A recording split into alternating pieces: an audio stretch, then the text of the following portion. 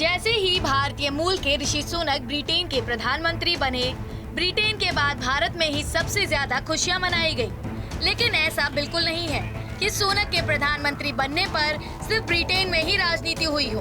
भारत में भी कुछ राजनीति हुई, लेकिन राजनीति में प्रशंसा और आलोचनाएं तो होती ही रहती हैं। इसी बीच प्रधानमंत्री मोदी ने भी ऋषि सुनक से फोन पर बात कर उन्हें प्रधानमंत्री बनने की बधाई दी और भारत ब्रिटेन के रिश्तों पर बात हुई।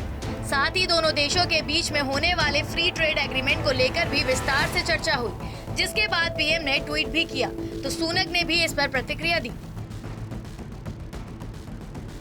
अब बात आती है कि आखिर फ्री ट्रेड एग्रीमेंट क्या है और भारत को इससे क्या फायदा होने वाला है। तो आपको बता दें कि FTA यानी मुक्त व्यापार संधि प्रयोग व्यापार को आसान बनाने के लिए किया जाता है, ताकि दो देशों के बीच इंपोर्ट और एक्सपोर्ट के तहत उत्पादों पर सीमा शुल्क, रेगुलेटरी लॉ, सब्सिडी और कोटा आदि को सरल बनाया जा सके। FTA का सबसे बड़ा फायदा ये होता है कि जिन दो देशों में इस डील पर एग्रीमेंट हो जाता है, उनकी उत्पादन लागत बाकी देशों के मुकाबले सस्ती हो जाती है।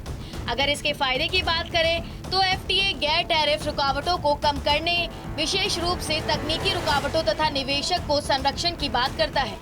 आसान भाषा में कहें तो किसी भी प्रकार का कर देना नहीं पड़ेगा। ये समझौता अभी हाल ही में नहीं हुआ है।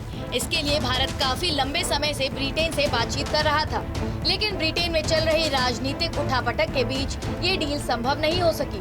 पहले बोरिस का इस्तीफा हुआ और फिर लिज ट्रस को भी अपनी कुर्सी गंवानी पड़ गई। लेकिन ऋषि सुनक के पीएम बनते ही भारत को उम्मीद है कि इस बार ये डील पूरी हो जाएगी। Bureau report, news India digital.